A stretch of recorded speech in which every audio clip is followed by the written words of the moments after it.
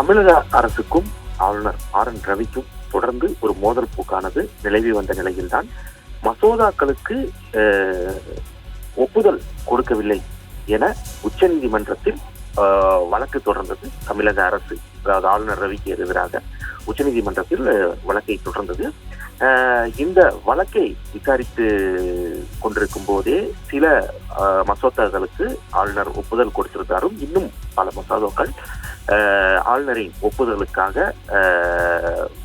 காத்துக்கொண்டுதான் இருக்கிறது.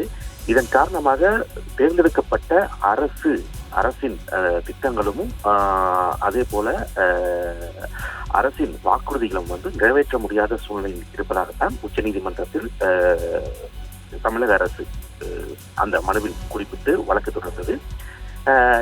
இந்த வழக்கு நடைபெற்றுக் கொண்டிருக்கக்கூடிய நிலையில்தான் தற்போது இந்த துணைவேந்தர்களை நியமிப்பதில் ஒரு சிக்கலானது இழந்திருக்கிறது.